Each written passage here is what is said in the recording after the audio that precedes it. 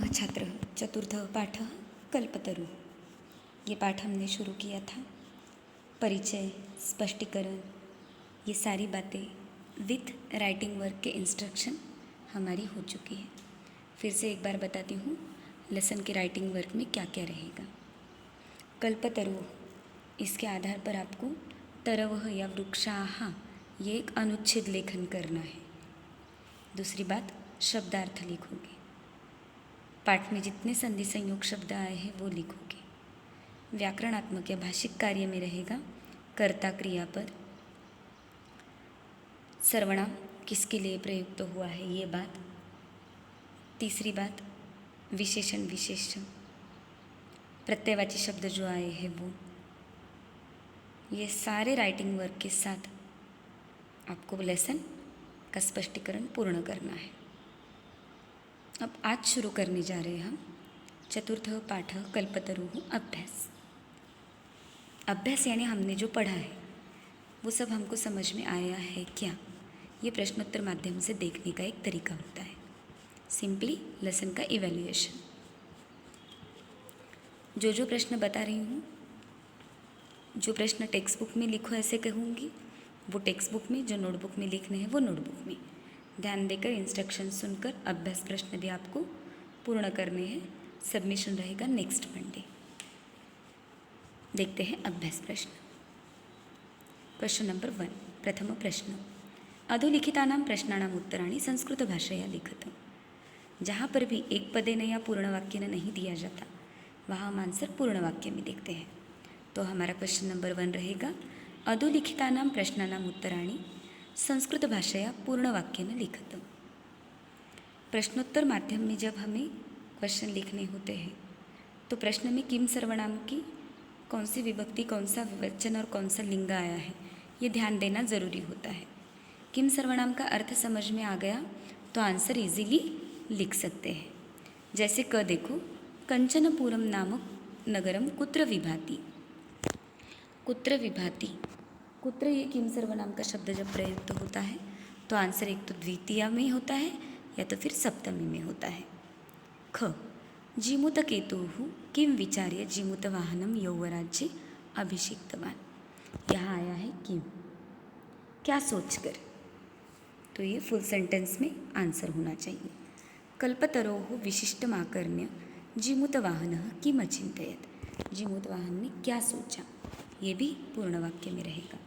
पाठानुसारं संसारेस्मिन् किं किं नश्वरं किं च अनश्वरम। पाठ के आधार पर संसार में क्या क्या नश्वर है और क्या क्या अनश्वर, ये आपको लिखना है। आगे, जीमूत वाहनस्य यशः सर्वत्र कथम प्रथित। कथम यानी किस प्रकार से। तो मैक्सिमम आंसर सारे पूर्ण वाक्य में ही है, तो आपको वाक्य रचना स्पेशल करने की ज़रूरत नहीं पड़ेगी। देखते हैं क्वेश्चन नंबर 2, द्वितीय प्रश्न, अधोलिखित वाक्येषु स्थूलपदानि कस्मै प्रयुक्तानि। बोल्ड वर्ड जो दिए हैं वो किसके लिए प्रयुक्त किए हैं, यानी सर्वनाम का प्रयोग किसके लिए आया है। यह आ गया भाषिक कार्य पर आधारित क्वेश्चन। तो मैंने जो आपको राइटिंग वर्क में बताया था कि सर्वनामों का प्रयोग किसके लिए किया है, ये ऑलरेडी आपके पास अगर रेडी है तो आपको सिर्फ देख के लिखने की आवश्यकता है। यहाँ पर क देखो, तस्य साणोरूपरि विभाति कंचनपुरम नाम नगरम।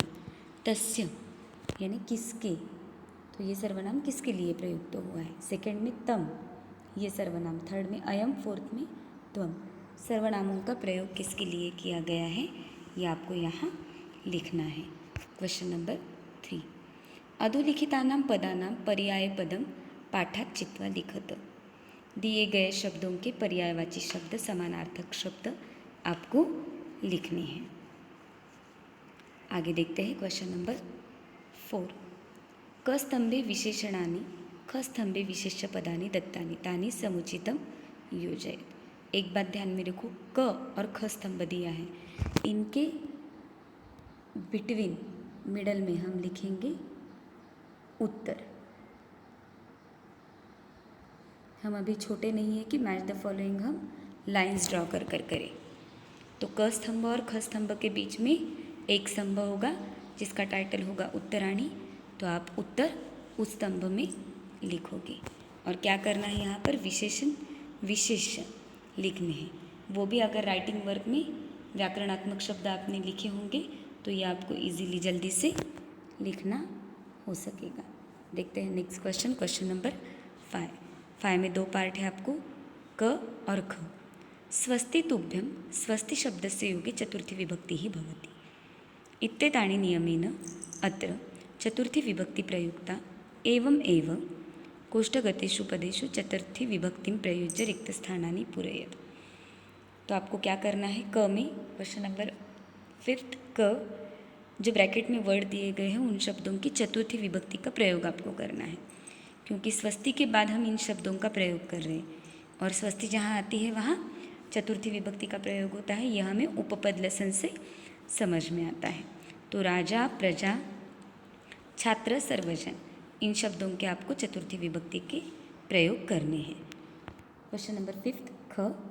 कोष्टकगतेषु पदेषु षष्ठी विभक्तिं प्रयुक्त रिक्तस्थानानि पूरयेत्। ब्रैकेट में दिए गए शब्दों की षष्ठी विभक्ति का प्रयोग करना है, जैसे गृह, पितृ, आगे के पेज पर कुछ दिए हैं। तो ब्रैकेट में दिए गए शब्दों की षष्ठी विभक्ति का प्रयोग कर कर आपको यह क्वेश्चन पूर्ण करना है। देखते हैं नेक्स्ट क्वेश्चन, क्वेश्चन नंबर 6। स्थूलपदानि अधिकृत्य प्रश्न निर्माणं कुरुत। स्थूलपद यानी बोल्ड वर्ड, बोल्ड वर्ड को देखकर उसके प्लेस पर आपको प्रश्न निर्माण करना है, यानी ये प्रश्नोत्तर के ऑपोजिट है। क में तरोह, तो तरोह इस शब्द की कौन सी विभक्ति, कौन सा वचन, कौन सा लिंग है, ये देखोगे तो आप इसका प्रॉपर क्वेश्चन बना सकोगे। जब आप क्वेश्चन बनाते हो तब अधोरेखित या बोल्ड वर्ड के लिए किम सर्वनाम का प्रयोग करो, बाकी के शब्द एज इट इज़ लिखो, सेंटेंस के एंडिंग में क्वेश्चन मार्क दे दो, क्योंकि प्रश्न निर्माण यानी हमें प्रश्न बनाकर सेंटेंस लिखना होता है। ख में देखो, कल्पतरवः, धनवृष्ट्या, पृथिव्यां, जीवानुकंपया। कौन सी विभक्ति, कौन सा लिंग, कौन सा वचन है, ये देखोगे तो किम सर्वनाम का प्रयोग प्रॉपरली कर सकोगे।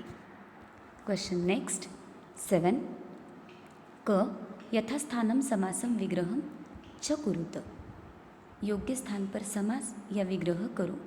ये क्वेश्चन आप सॉल्व नहीं करोगे, क्योंकि 9th स्टैंडर्ड में समास ये प्रकरण हमें नहीं है। नेक्स्ट देखते हैं प्रत्यय, ये आपको लिखना है। मतुप प्रत्यय का प्रयोग यहाँ किया है। उदाहरणम अनुसृत्य मतुप, मत या वत प्रत्यय प्रयोगम कृत्वा प्रदानी रचयत। यहाँ 2 सॉल्व कर कर बताए गए। हिम प्लस मतुप हिमवान, श्री प्लस मतुप श्रीमान। इस तरह से आपको मतुप प्रत्यय का प्रयोग कर कर ये क्वेश्चन लिखना है। तो आपको सिर्फ क्वेश्चन नंबर 7 क छोड़कर बाकी के सारे प्रश्न नोटबुक में लिखने हैं। अभ्यास प्रश्न पूर्ण करो।